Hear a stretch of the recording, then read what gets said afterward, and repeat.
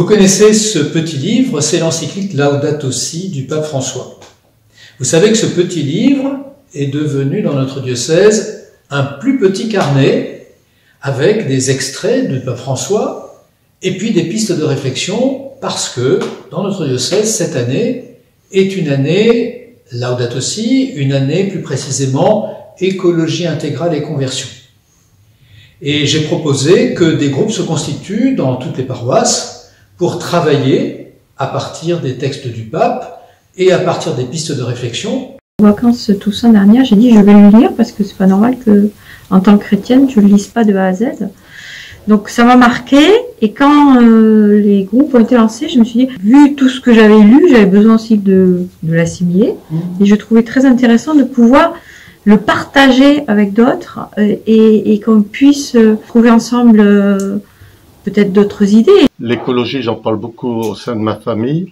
Ça m'a motivée quand j'ai entendu qu'il allait avoir un débat, une réunion pour qu'on en parle, on en discute.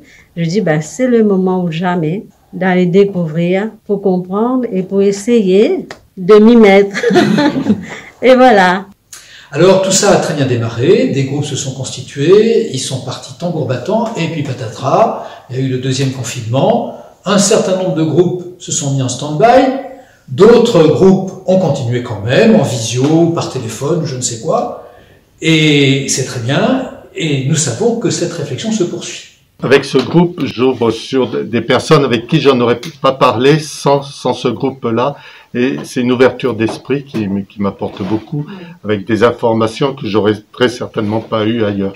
Je crois que j'ai la volonté d'essayer de mieux comprendre qu'est-ce que c'est que l'écologie intégrale. Le deuxième point, c'est que j'ai le plaisir de partager avec des membres de ma paroisse qui ont des sensibilités différentes.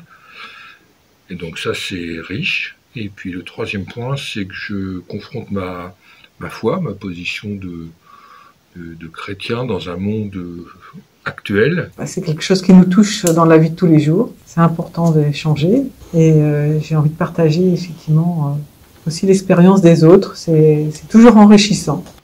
Donc c'est un plus sur ma vie d'écologiste et un partage de foi beaucoup plus ouvert aussi. Et vous savez aussi que le 22 mai, qui est la veille de la Pentecôte, il y a une grande assemblée diocésaine à Blois qui, à partir de la synthèse de ce qui se sera fait dans les groupes, essaiera de dégager des attitudes concrètes pour notre diocèse dans le domaine de l'écologie intégrale et de la conversion.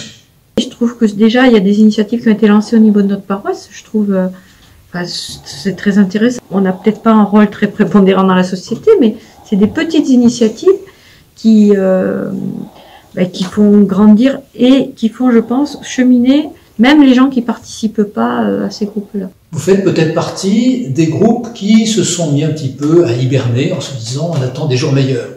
Oui, mais l'assemblée du 22 mai, elle est toujours programmée et il faut que lors de cette assemblée, votre réflexion puisse aussi être prise en compte. Et donc que le groupe dont vous faites partie ressuscite s'il est mort ou sorte de son hibernation s'il est en hibernation.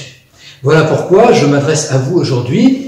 Il faut que partout nous redémarrions ou nous poursuivions cette réflexion si importante pour notre diocèse, pour l'Église tout entière et pour l'humanité.